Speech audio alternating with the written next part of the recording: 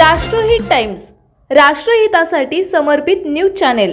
पुण्यातील बिबवेवाडी परिसरात मैत्रीचा गैरफायदा घेत 35 लाख रुपयांची फसवणूक झाल्याचा प्रकार समोर आला आहे। व्यवसायासाठी मदत म्हणून दिलेली मोठी रक्कम परत न केल्याप्रकरणी मार्केटयार्ड पोलिसांनी एका व्यापाऱ्याविरोधात फसवणुकीचा गुन्हा दाखल केला आहे। या घटनेमुळे परिसरात चर्चा सुरू झाली आहे। या प्रकरणी संजय धनराज कटारिया यांनी मार्केटयार्ड पोलीस ठाण्यात तक्रार दाखल केली आहे। त्यानुसार पोलिसांनी नितीन सुगनलाल सेठिया यांच्या विरोधात गुन्हा नोंदवला आहे।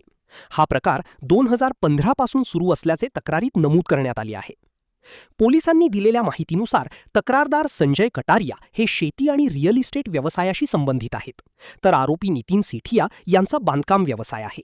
दोघे एकाच परिसरात राहत असल्याने त्यांच्यात मैत्री झाली होती। या ओळखीचा फायदा घेत आरोपीने व्यवसाय वाढवण्यासाठी पैशांची गरज असल्याचे सांगून मदतीची मागणी केली। त्यानंतर कटारिया यांनी विश्वासाने 2015 मध्ये 3 वेगवेगळ्या चेकद्वारे सेठिया यांना एकूण 35 लाख रुपये दिले। ही रक्कम 3 महिन्यांच्या मुदतीत परत करण्याचे आश्वासन देण्यात आले होते, मात्र मुदत संपल्यानंतरही पैसे परत करण्यात आले नाहीत। तक्रारदारांनी वारंवार फोनद्वारे संपर्क साधून पैसे मागितले असता आरोपीकडून टाळाटाळ आणि उडवाउडवीची उत्तरे मिळत असल्याचा आरोप करण्यात आला आहे।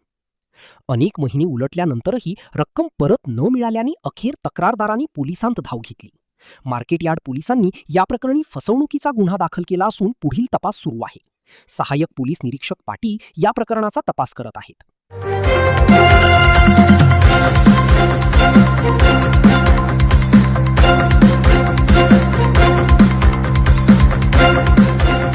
राष्ट्रहित टाइम्स, राष्ट्रहितासाठी समर्पित